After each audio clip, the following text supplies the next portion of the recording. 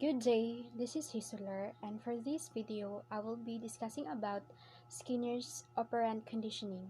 Operant conditioning, also known as instrumental conditioning, it is a method of learning normally attributed to Skinner's where the consequences of a response determine the probability of it being repeated. Through operant conditioning, behavior which is reinforced or rewarded will likely to be repeated, and behavior which is punished will occur less frequently. B.F. Skinner is the man with a plan. The major influence on human behavior is learning from the environment. Skinner is known as being the father of operant conditioning. He introduced the term by conducting experiment using animals that he placed in the Skinner's box. Skinners believe that we do have such a thing as a mind, but that is simply more productive to study observable behavior rather than internal mental events. The work of Skinner was rooted in a view that classical conditioning was far too simplistic to be a complete explanation of complex human behavior. He believed that the best way to understand behavior is to look at the causes of an action and its consequences, and he called this approach operant conditioning. Skinner's three types of response that can follow behavior. First is the neutral operants, second is the reinforcers, and the punishers. So neutral operants, an operant that you can learn or not. It is one that is in the middle. It does not hurt, nor does it helpful in some cases. For example, my dog would chew up a toy and I would throw it away. So that means that my dog doesn't learn different because from every time I give him a new toy, she or he would destroy it as well. So let's talk about the reinforcers. So it is an action that is more likely to be repeated. It can be positive or negative. And in the punishers, it is a type of response that decreases in the likelihood of a behavior being repeated, and it weakens the behavior. It is the opposite of reinforcement because it is looking to eliminate a response rather than increase it. So there are two kinds of reinforcement, the positive and the negative. So in positive reinforcement, it strengthens a behavior by providing consequences of an individual finds rewarding. So when a favorable outcome, event, or reward offer an action, that particular response or behavior will be strengthened. So, for example, when you hold the door open for someone and you might receive a praise and a thank you. So that affirmation serves as positive reinforcement and may make it more likely that you will hold the door open for people again in the future. So while in negative reinforcement, it is a removal of an unpleasant reinforcer can also strengthen the behavior. It is removal of an adverse stimulus which is rewarding to the animal or person. So it strengthens behavior because it stops an unpleasant experience. For example, your parents complain when you don't clean your room. So for you to stop the complaint of your parents, so you start cleaning your room. So that's it.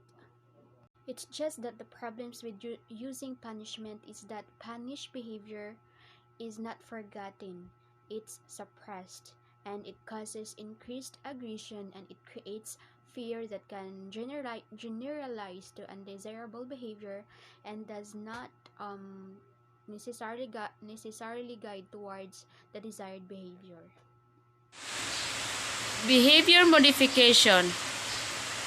Skinner in 1938 and 1953, behavior modification is a set of therapist techniques based on operant conditioning. The main principle comprises changing environmental events that are related to a person's behavior.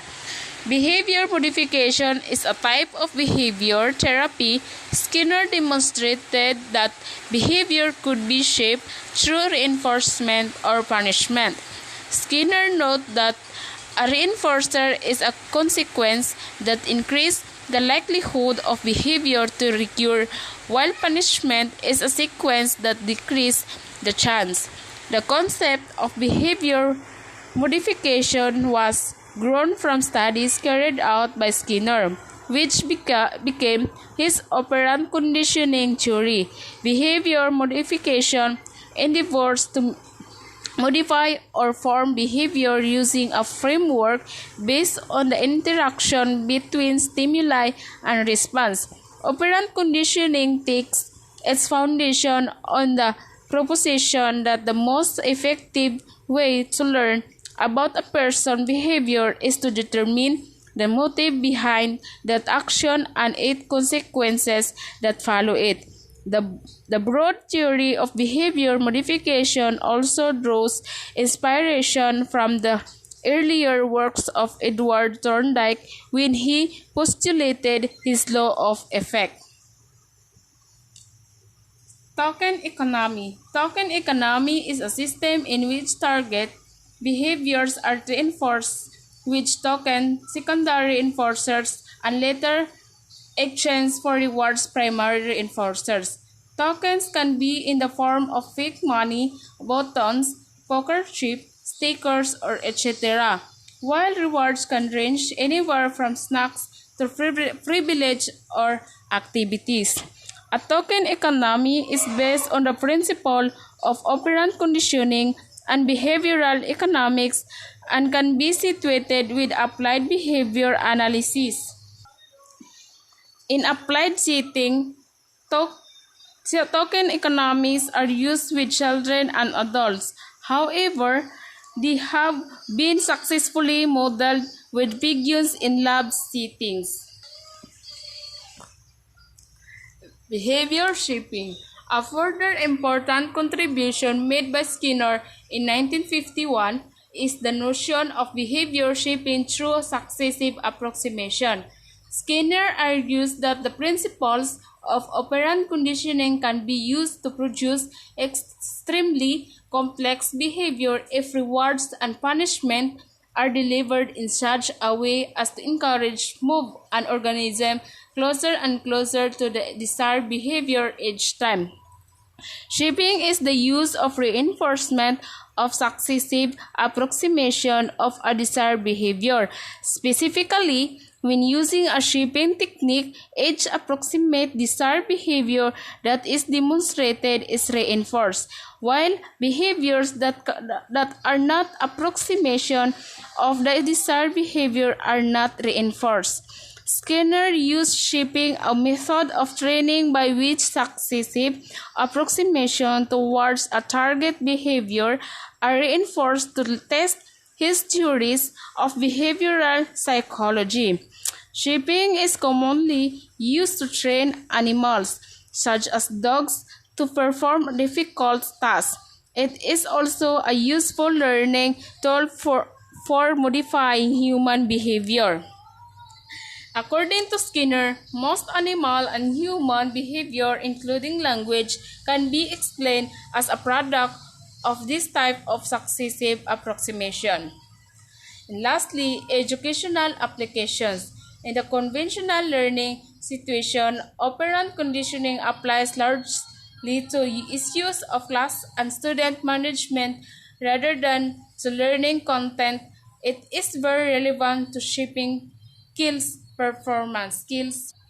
Skinner developed a teaching machine to study learning in children. That's all. Thank you.